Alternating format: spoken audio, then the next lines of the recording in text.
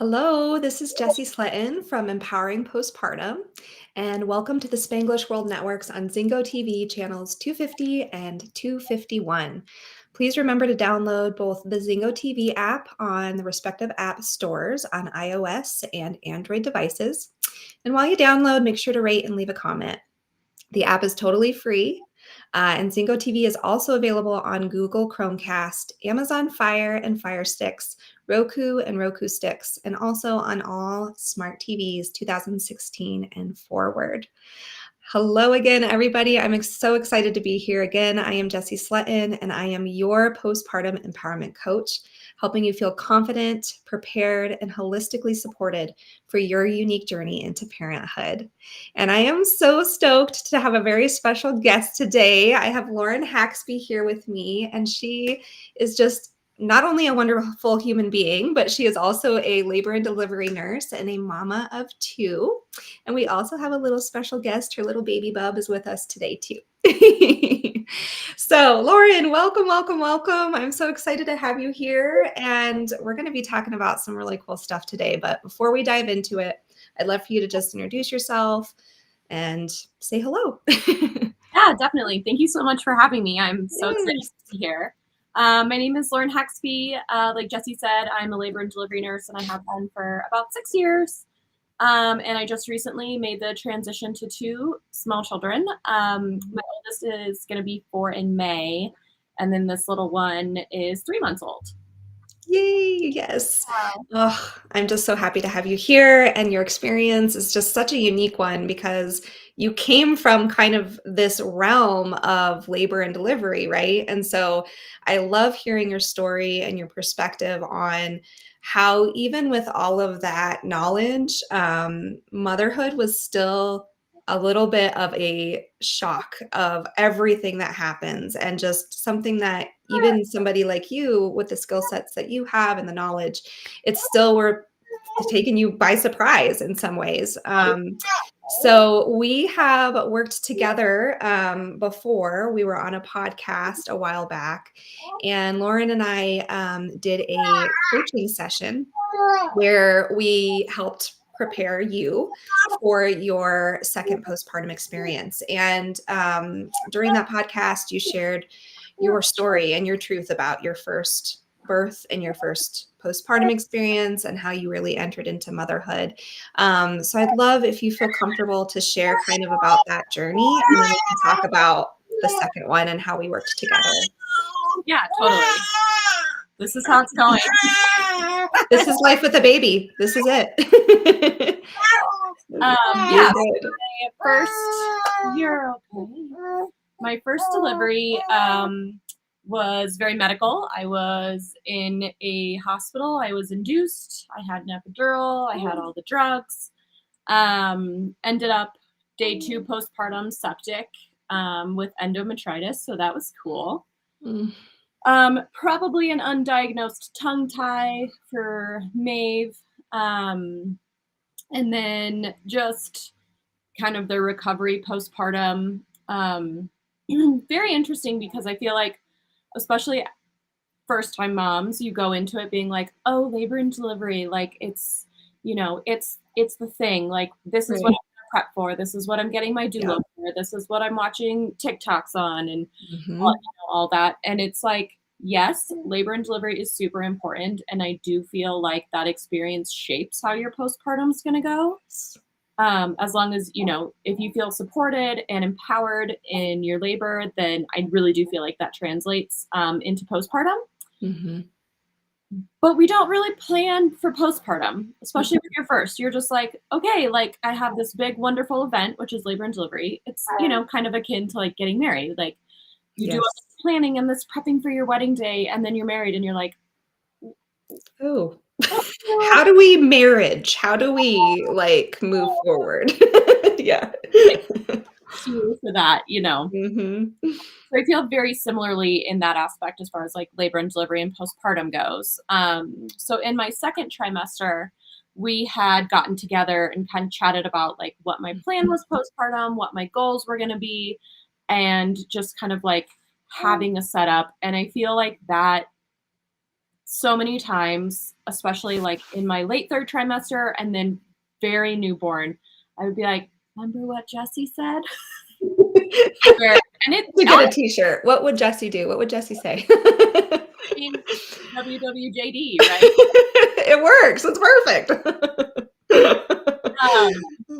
No, it was awesome because I would like, I think I did postpartum this time so much different than I did Yeah. postpartum with Maeve. Granted, second kid, you kind of Yep. know what you're doing and that things will ultimately eventually get better. Right. It's not 2020. It's not when the world shut down. So that's Yes, that was a big aspect for your first birth. but yeah, I really do feel like having that planning for me, some things that, you know, I really brought into my postpartum experience from our coaching session was like nutrition. What am I going to eat? That's because last time I was just like, I'm just going to eat whatever little foods there are, you know, not necessarily like all foods are nourishing. There's just some that are more nourishing. And Yes. especially like the language around that, having small children, you know, like mommy doesn't want, you know, special treat. I was just like, let's eat foods that give mommy lots of fuel. Like nuts and bone broth and that kind of stuff was awesome. And then especially, I feel like your second one, at least in my experience, I was really nervous about how my first would react. Right. But your guidance on how to like sit down with your first, and even if it's, you know, I was like 2 days postpartum and I was like, let's sit down and play Barbies for 10 minutes. Like one time, very together, you know. I think that really, really helped kind of not cultivate like this feeling of animosity towards little sister. Obviously still a little bit there, but yeah, of course. Definitely like better than it was. Yeah. Been, I guess. I tried my darndest to do 5 days in bed, 5 days on the bed. It's hard. With my first, oh my God, I wish that I would have known about that because you can do that when you have your first. Right. For the most part, you know, like that would have been, I think, so beneficial in my recovery. I think a lot of times too, first time moms, they'll be like, my friend just delivered like a month before me and it's her first baby. And she's like, I'm out on a walk. And I was like, homegirl. Right. This is literally the only time in your life that you have to like take a reset, give your body the rest it needs. Yes. So I did as much of that as I could, which was super duper helpful. And then honestly, I think the biggest thing was having that time for me and having a plan in place for what I was going to do for myself, which right now is reading. I'm into, you know, just hopping in bed at night, reading as much as I can. You know, I'm obviously not trying to stay up for like a few hours, but just like a chapter makes me like, that's my me time. That's what I'm doing for me. And that's been like instrumental in helping me feel not like a vessel that carried my child, but like as an individual human that had another human, if that makes sense. Oh, yeah. Yeah. Oh, absolutely. This is making me so happy. Like everything we talked about, I'm just so glad that it was these actionable steps that you were able to implement. They didn't feel overwhelming. You made these pivots and changes like, okay, the 5-5-5, which, you know, for those that don't know, it's 5 days, you know, on the bed, 5 or in the bed, on or near the bed, and then like around the bed. So we really want you to just be basically focusing on that rest. Does it have to be strict and like regimented? No, but the whole concept is we're prioritizing rest, we're prioritizing recovery. We don't need to get up and be doing the laundry on day 2 postpartum, right? Like, let's figure out how we can really utilize this time for what it is meant to be, which is this recovery, this bonding time, and then this reconnection to ourselves, which that me time is so crucial. And I feel like where sometimes we get tripped up is we're like, oh, you know, my me time, okay, I need to do all these things. And they're like big, they're big things. No. In the beginning, it can be, I'm going to take the time to shower today. I'm Mhm. putting on new clothes. Like, you know, these things that are those like lower level, having our basic needs met is still self-care. And I feel like a lot of times people are like, well, that's just something that has to get done. Well, that's still caring for ourselves. And if we're not able to meet this lower level base, you know, caring for ourselves and nurturing ourselves and making sure we're getting the sleep that we can get when we can get it, you know, drinking enough water, all these things. Forget about all the other self-care activities that are like higher aspirational, right? Um, so I love that that was something that you were able to do as much as you could, but really focusing in on that nutrition and all the things that we had discussed when it comes to fueling yourself from the inside out is so big. It's so key.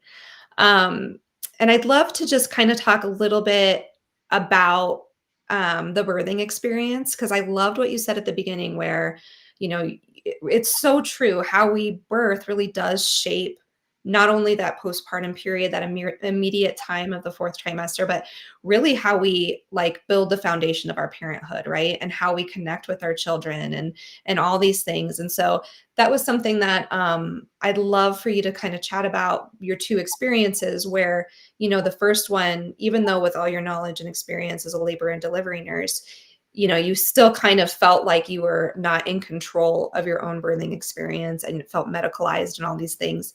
Whereas, you know, your second birth, you kind of made some changes, right? And you decided what you wanted out of that birthing experience. So if you don't mind sharing about that a little bit, I'd love to, you know, just talk about how they were so different and how you think it shaped your postpartum. Oh, totally. So my first, I was induced Mhm. because I had a big decel, like my baby's heart rate dropped in the office. And at the time, I was just like, no, I'm not going to mess with this. I Mhm. was a newer nurse and I grew up in the hospital. So I was like, I Mhm. trust the hospital system, right? Mhm. Like I trust our medical system. And so I got medications to be induced and of course then was like dying and then requested an epidural. Mhm. Sleep, I think I was just so I was having a lot of anxiety. Even though I knew exactly what was going on. So I Mhm. can't even imagine the women who do not know what is going on and Right. being in labor and like having it feels like no control because you really don't. You're told Right. we're doing this, we're doing this, we're doing this, and there's not enough informed consent in Right. labor and delivery. Like there just is not. It's Um, so tragic and it's very it's like maddening. It's enraging. no one else. Mm, Yeah, it's that's a whole nother we can yes. go on and on. Um, but yeah, I feel like, I just trusted the docs and was like, okay, this is just what we're gonna do. And then obviously ended up very sick, Mhm. postpartum, which obviously like set me up, I think, for failure. Yeah. Just emotionally, physically, all of the things. And so that was just kind of a like not like a near death experience. I mean, there was a time when my blood pressure was so low. They were like, "Are you sure that's right?" Um, but enough so that it was very triggering, and I had a lot of unresolved trauma. That Yeah. then, thankfully, I was able to find a postpartum therapist to like work through that with. Nice. This birth was my redemption birth. Mhm. I was seeing midwives at a birth center, which I cannot say enough good things about. If you are a low risk patient who really wants quality care and Yeah. for informed consent and people to listen to you, midwives are where it's at. That's Mhm. so phenomenal. And so I had I was actually at a staff meeting for the birth center, and I was kind of like, no, I'm not in early labor. I'd been contracting on and off. I was 38. Mhm. I'd been just contracting away, but I didn't think anything of it. I didn't think my cervix was changing. And it was funny because everyone in the room, like one of the midwives, was like, so we all know that you're in early labor. So whenever you want to acknowledge it, just like let us know. I'm not. Um, And Oh, then, that's awesome. well, maybe I am. And so Mhm. my midwife Val checked me and she checked me and then I was like, okay, I was like 2 or something, like Yeah, nothing crazy, but it doesn't necessarily mean anything.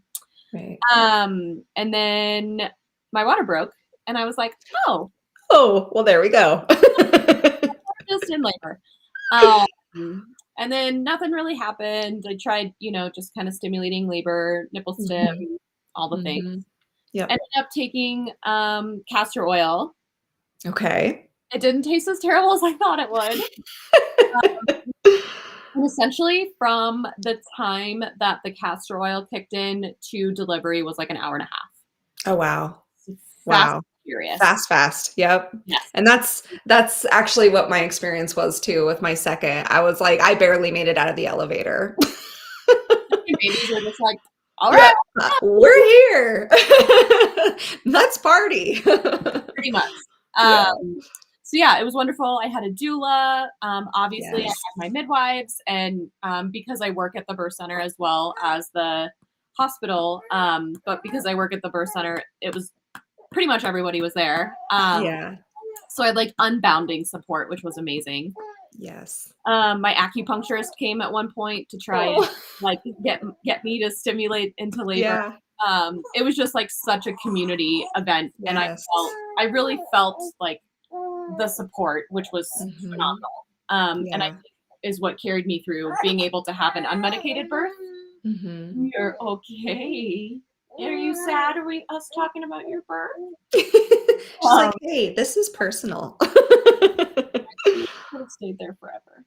Mhm. Um, so yeah, and then at a birth center, as long as everything is uncomplicated, you go home at 4 to 6 hours after delivery, Wow. which is a game Wow. changer because I was able to Mhm. rest and recover in my own bed Yes. with the comforts of home, Yep. having big sis meet her right away, that was instrumental to Yes. having a good postpartum experience. And then yeah, the postpartum care is what it should be. So I got Mhm. our phone call. I had a 2-day visit for me and Bryn. I had an 8 to 10 day visit for me and Bryn. I had a 4-week phone call, and I had a 6-week visit. Oh And my god. at any point I needed, at any point, so like one point I like texted them and was like, "Hey, blah blah blah. Is it okay if is this cool?" Or like, "Hey, I have this weird thing. Like, is this?" And they were like, "Absolutely, we can get you in." Like, I wasn't brushed off. My concerns were validated. Yes.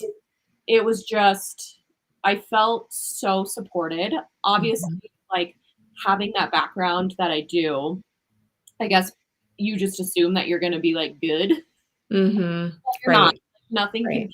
can like prepare you for No. postpartum. Mm-mm. And that's I think when honestly we need the most support. Yes. Labor 100%, like I said, I feel like it really does shape they're hand in hand. Mhm. Postpartum though is like that's the long haul Yeah. when you need people to be checking in on you, but like the Mhm. magic of having a newborn has worn off and people Right. stop kind of checking in and Mhm. meals stop coming and all that, and you're just kind of, especially as a first time mom, and you're just like, wait, what do I do now? Right. And so that's when setting those like goals and visions for yourself, I feel like is just so so so important, not only Yeah. for your mental health, but for like you and your baby's bond. Yes. It creates that room for that, right? Whereas if we are so drained, we're so overwhelmed emotionally, we have no outlet for us to speak our story or to get our concerns or worries validated or, any of these things, like, of course, there's going to be this kind of block for us to really have that connection with our baby. Totally. And I had this really interesting thing that I was talking to somebody about, and I just posted on my stories today on Instagram. But somebody said like, what it was. I asked like, what's your dream of when you were like preparing to be a parent? Like, what's that? What was that vision? What did you expect? What was this thing that okay, now I'm a parent? Like, how does this work, right? And one of the answers was, how she expected everything to be intuitive and to just click right away.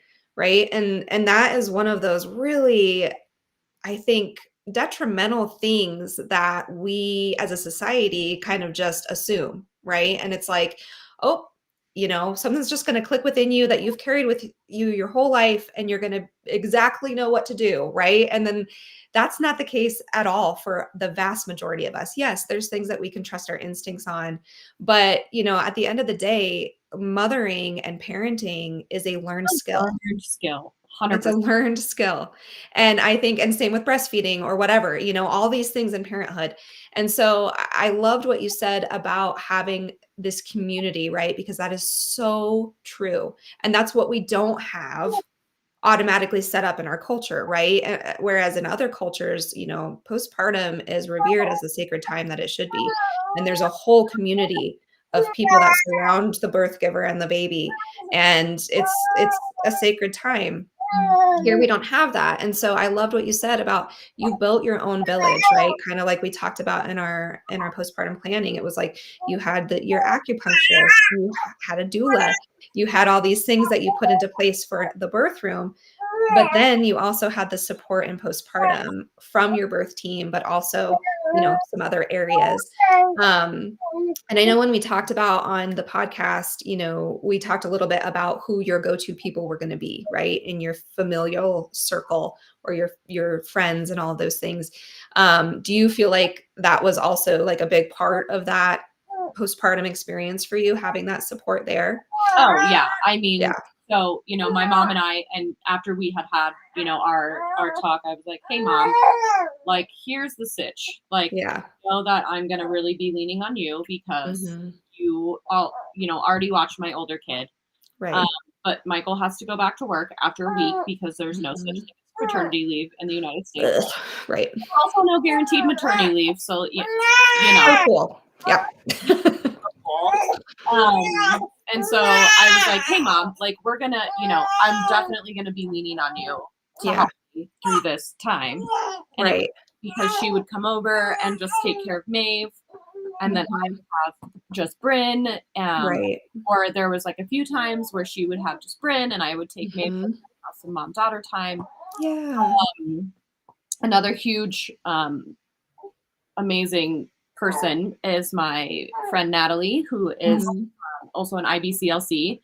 Oh, Bryn had great. a few. She had a lip, a tongue, and 2 cheek ties. Oh, lordy. Breastfeeding was already kind of a struggle in the beginning, which we assumed Yeah. because I had the same issues with Maeve. Yeah. Also, that's something that's very, very important to me is that I try and breastfeed as long as I possibly can. Mhm. And so 10:23 Oh, a.m. sorry. okay. Siri's like being weird on my watch. Sorry about that.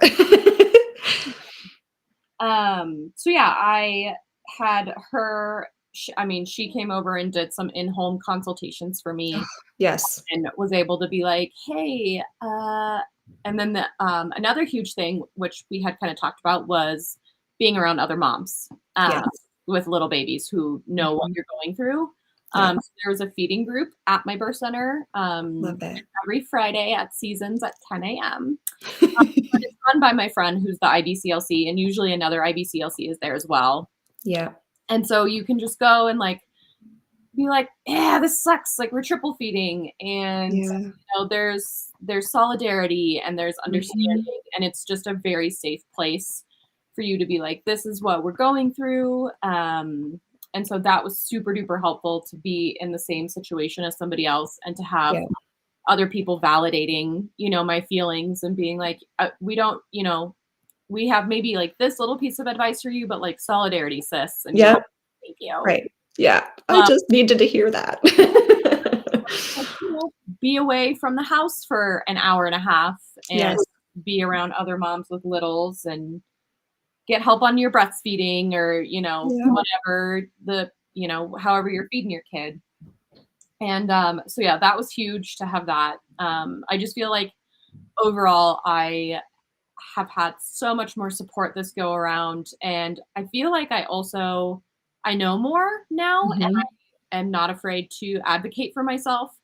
Like, for example, my Yes. pediatrician was like, oh, after she got her tongue tie revisions, she was like, she's losing weight. We should really fortify her breast milk with formula. And I was like, over my dead body. Right.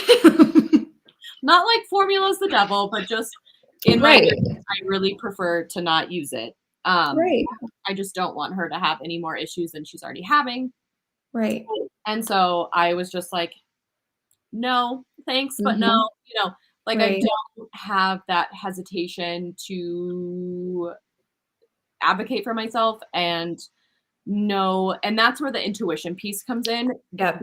That is a learned skill that I learned how to Mhm. stick up for myself and my children and do what's best for them Yep. through evidence-based research and, my own Mhm. personal preference. To each their own. I support you no matter what you do. Yes. But that was my preference. And so me being able to say, yeah, I'm not going to do that. Like, thank you. You can write in my chart, patient refused. That's fine because Mhm. it's still your choice, right? Like, Right. medical professionals can suggest things to us, but at the end of Mhm. the day, it's still our bodies, our children, Mhm. our choice. Right. And so, I think that was also huge for me to be like, "Nah, I'm gonna literally kill myself triple feeding so that I increase my supply." Right. Now we're thriving. Like, Yeah. she's still little, but she's on her own growth curve. And it's just having that support and people to go to be like, "Hey, did I make the right decision?" Then you start to Mhm. second guess yourself, and then people are like, "Yes, 100%, you're right. Way to trust your intuition." And then, like, Mhm. people to help you celebrate those little wins, right? Like, "Hey, Yes. she's over 10 pounds now," and, all of that. Yes. Yeah. Oh, yeah.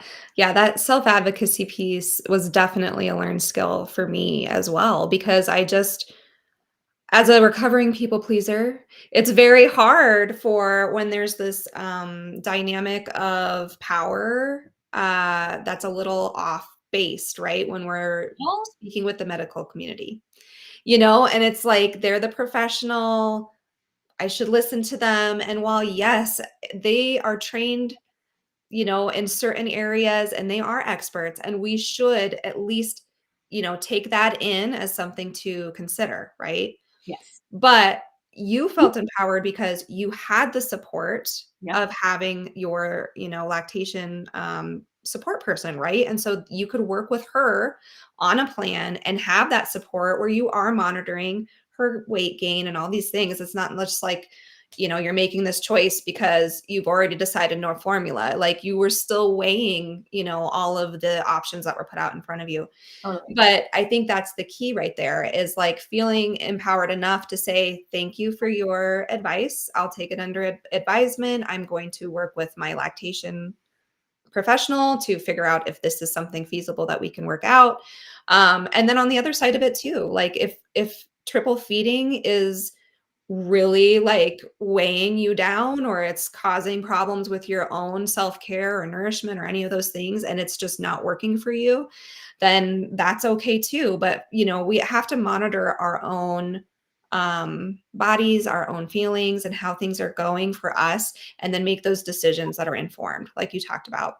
Informed consent, informed decision making is such a crucial thing. And it is a right that we all have, but it is one that is not supported sometimes. And so having that practice skill of self advocacy is so crucial.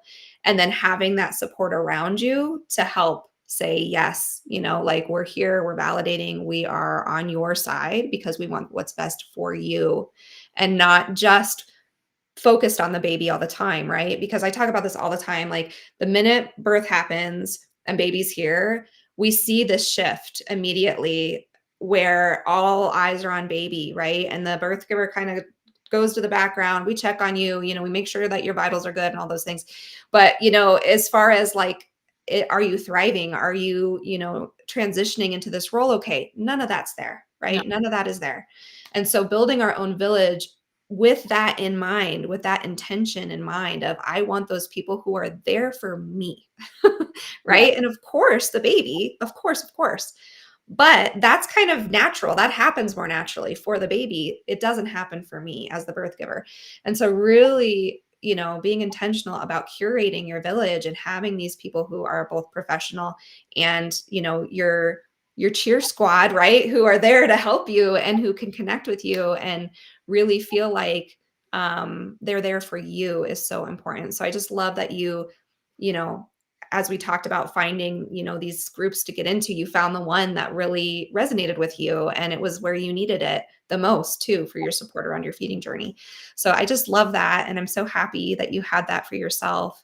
Um, Something else that kind of rang with me when you were talking was really just about the prep ahead of time, right? And like preparing your support team. So I loved how, your mom was your person, right? And it was like, okay, so here's what I'm going to need from you. I'm going to be leaning on you for XYZ, having this plan ahead of time so that you aren't wondering who to call when things are tough, right? And they're already kind of waiting for that call. They understand how they can help you.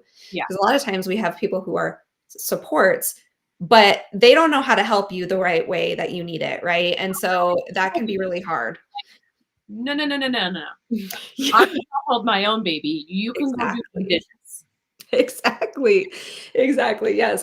Some of the clients that I work with, I even have like a how can I help or Yeah, how can you help list? And yeah, I'm like, if you don't even want to talk about it verbally, you could just put it up on the fridge and be like, hey, I have a bunch of stuff that I need to get done. Would you mind helping me with that? And then it's already out there. People want to be helpful. They really yes. do. They want to be helpful. Most people. And if they have a problem with not being there just to hold the baby and get to Right. put pictures on Instagram, like, look at me with this cute baby, Right. then okay, bye. Right. Like, Right. yeah, get out of here. But yeah, I really think that that is super important is finding and identifying those people, making sure you're on the same page, setting those boundaries ahead of time, and really understanding what you need to protect your space and protect your well-being is so, so important. So I really I loved feel like that. if you don't know, because I feel like that's a lot of that that is parenting Yep, and just children in general is like you don't know what you don't know, right? Like exactly. you're just like, oh, I Right. think the other thing that is so crucial and that has really helped me in this transition is having people that when I'm not sure, they're Mhm. like, here's how you can advocate for yourself. So I Yes. 100% suggest when you're searching for your birth team, right? Because that's who's going to shape the beginning of your journey is Yep. to have people who not only are knowledgeable in like skills and practice, but also who know how to attend to all of your emotional needs. Yes. So And important. being able to say, like if you text them and you're like, I'm not feeling great. And they're like, Mhm. okay, let's dive a little bit further into that. Whether that's, an OBGYN, whether that's a midwife, whether that's your postpartum doula or your birth doula, just Mhm. finding somebody that you trust to know how to help you. Right. Because there's sometimes when you don't even know what's wrong or what you need, or if it's something weird. And it's crucial to have that like formative relationship to be able to say, hey, it might be nothing, but I'm also just like, what is this? To have somebody be like, oh, no, that's not normal. Or like, let's look at the pros and cons, or, let's look Yep. at the research and things like that. So, Oh my God, I love that so much because it's so true. Like when you're in the trenches and you're in the depths of the overwhelm or the whatever medical stuff is going on or whatever might be going on, you don't have, the functioning frontal lobe isn't on, right? Like it's just like I'm all either emotion or I'm just about the survival thing, right? And so you need somebody to be that advocate for you when you can't advocate for yourself. And I think that's so important, especially when we're talking about mental health, right? Because those of us who have gone through, any sort of PMAD diagnosis or struggled with something like that, even if it was undiagnosed, you aren't in a place where you can sometimes say, oh, I think I need to set up a therapy appointment, right? Like that's just not something that it can happen easily. So you need those people looking out for you, right? And having Totally. those connections. And I feel like that's one of the things that I always advocate for when I'm working with clients is like, know what your benefits are for your behavioral health stuff, right? And then identify people who are in network, who are, like you said, professionals, or their focus is on perinatal mental health, right? They have been trained in that specifically. So that is something that, I always recommend people doing is check your insurance ahead of time, find people who are within your network that you click with in case you need them, right? And so it's like that research is done already for you and it's ready to go and you have their contact information, all these things, right? And then, as well as this is one of the things that I love about having support in the fourth trimester with my coaching that I do is that is something that I know people need, and they need that resource to come and say like, hey, I'm feeling like this, or, and then that's that bouncing back and forth for problem solving and figuring out where do we need to go? How can I connect to somebody for you? Right. And being that bridge when you can't do it yourself, or you just are so tired or exhausted and you don't know what to do. So I couldn't agree more that having that birth team, but also postpartum team set up and having that person that you can go to who, is a safe space and will hold what you need them to hold while also helping you find solutions, because sometimes you do need solutions. Sometimes you just need to be heard and make sure that, you're feeling validated. But having somebody who can advocate on behalf of you as well is so, so important. Yeah, totally. Yeah, it's really big. Well, I wanted to also kind of dive in a little bit about, what you were kind of experiencing when it came to just kind of adjusting, right, to this life of having two, and what you took from knowing from your first experience and applied that for your second, how that really helped you, and then what you would tell first time moms from knowing, like being on both sides now, like having two experiences, like what you think was the most important thing for them to really do to prepare so that they didn't have to go through like an experience that you had with that first one. So, I mean, I think first of all, I think it's finding your person, like Yeah. people or persons. And I think it's also instrumental having someone who's been through the experience Mm-hmm. because you don't feel judged. And it's just, I mean, I feel so bad sometimes when I think about like things I've said to people before I had children. Oh my gosh. And then like Same. it's just different, right? Like you have kids and you're like, oh, Right. Oh, I was so funny and naive, wasn't I? sorry, I got humbled real quick. Yeah. I think it's really like having those people. I think it's being as informed as you can. And just like, prepping for labor, if you're listening to labor podcasts or birth stories or reading, hypno babies or whatever your jam is, I think it's also super important, if not more important, to read, to study, to research, to prep for postpartum. Yes. Because Yes. it's not only, again, it's like this grand moment of labor and you do all these things and you have a baby, but then it's how you change entirely as a person, Yes. and not only navigating how to now care for this tiny human that cannot Mhm. express their needs, that you're just like, "Ah," and Right. everything is so unknown, but also how to be gentle to yourself and give yourself that grace, knowing that you are now a completely changed person, and Right. how to kind of navigate. I mean, it's like a rebirth of two people. And Yes. deliver. You have this tiny little human that you love so much, and they're your everything. And I think a lot of times how we transform as parents gets pushed to the back because Yeah. we're so enamored with our kids, which is how it should be, right? But it's Mhm. also like I think we need to open up a little bit of space for how we how we handle our changing selves and Yes. how it's okay. You know, Mhm. it's okay that we're not going out partying, and Mhm. it's okay to mourn the life that you had before kids. It's Yes. okay. These are normal feelings. Yes. And having people who validate that, right? Who you can be like, I am struggling this, or Yeah. like a 4 month sleep regression, like even just to be like FML to somebody, Yeah. and then be like, I feel you, sis. This part really sucks. I promise it gets better. Yeah. You know, like the smiles are worth it, just to be like, or have you heard of this super great app? This makes you feel Mhm. like not as shitty of a parent because you're like, oh, they're just going through a leap right now. It's not me. It Right. it will stabilize, just kind of Right.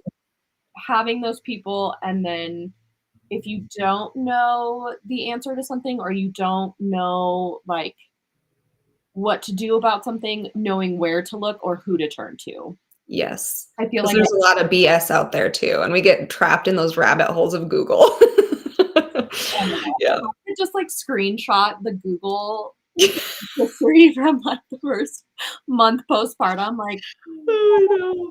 like baby poop color normal question mark, Right. baby cracks like this question mark, like all the things. Uh, Yeah.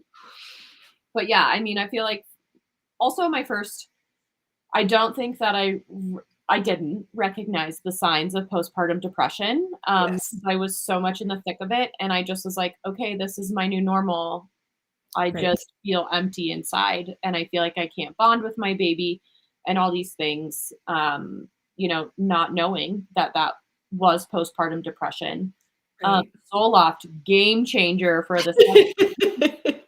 Yep. I'm like, "Oh, this isn't bad at all." Like, I mean, it Right. still sucks. It's still, Yeah. like, in it and you're in the trenches, but you're like, "This is semi-manageable." Right. I Yep. think, again, having people who you can be like, "Is it normal that I don't wanna get out of bed? Right. Is it normal that I don't feel bonded to my baby?" And having Mhm. those people that can be like, "Yeah, that can be a very normal thing, but also, like, let's maybe like you said, finding out who's in network ahead of time, even establishing some sort of routine in your later trimesters, just to be like, okay, Yes. this person knows me, this person knows my history, they know my stressors. Whether if that's therapy, go you. If that's Yeah. acupuncture, 100%. If that's you exercising, yes. Like Right. whatever it takes to, make yourself feel better. Right. Yes. Just having those things. And again, second time around, knowing that I'm like, okay, we're going to watch extra close for that postpartum depression Yes. because we know that we're prone to it. But yeah, this time I'm just like, oh, I'm actually enjoying this. Like, Yes. I'm like, oh yeah, I didn't remember when May first smiled because I was so like my affect was just entirely flat, and like I was just going through the motions and I was like, okay, my baby app says to do tummy time for this long. And now I'm like, oh, let's do tummy time with sister.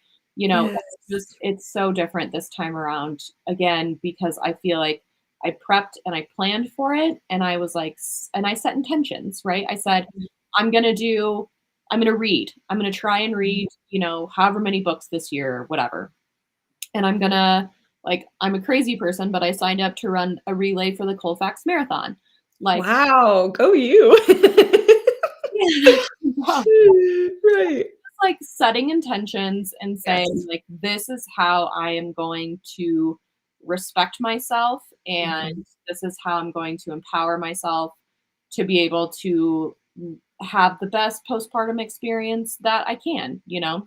Yeah, absolutely. Yes. Figuring out that soul care, right? That's different for everyone, but that helps you feel connected to who you are as a person outside of Lauren mom, Yeah. right? What fuels Lauren? What helps you feel like, reset and connected and calm and cared for and nurtured, right? And I love what you said about kind of establishing those routines in your later pregnancy because then it becomes second nature, right? Do they need to be adjusted after baby comes? Yes. Yes. But they're still prioritized and your brain has still made those neural connections of, okay, I know that this is a good coping skill that I've developed for myself and it's something that helps me. And so it makes prioritizing those so much easier because your brain's like, I like how I feel when I do those reading pages, at night or whatever. Can I read the whole book in a week? Not anymore, but I can at least get in a chapter at night, right?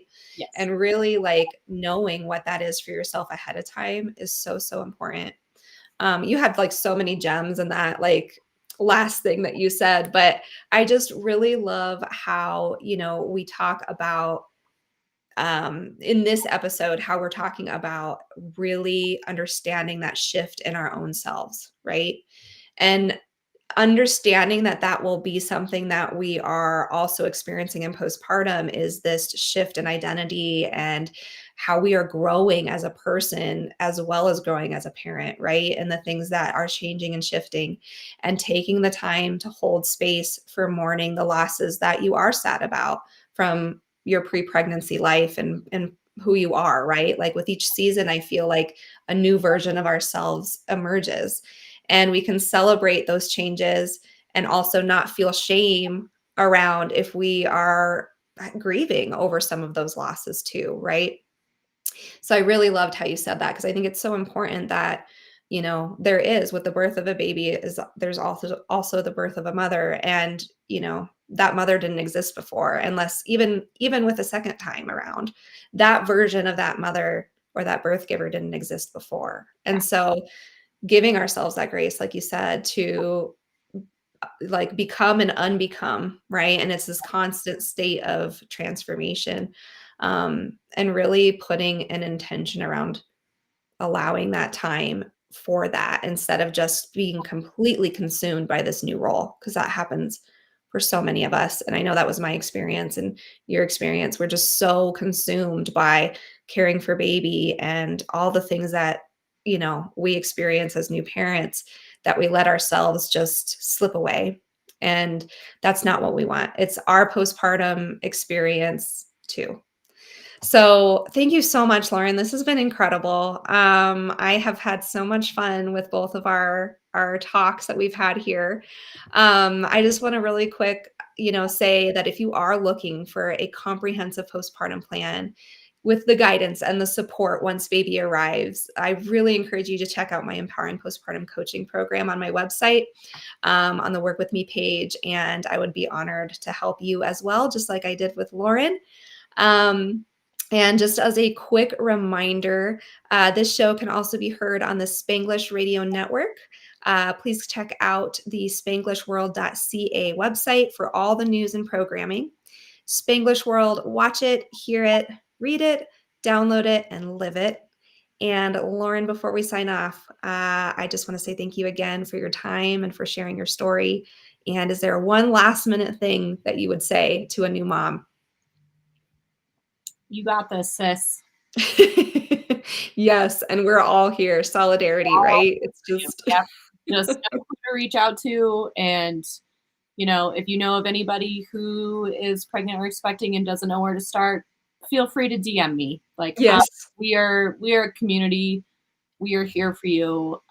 We want you to have the best possible experience ever. And,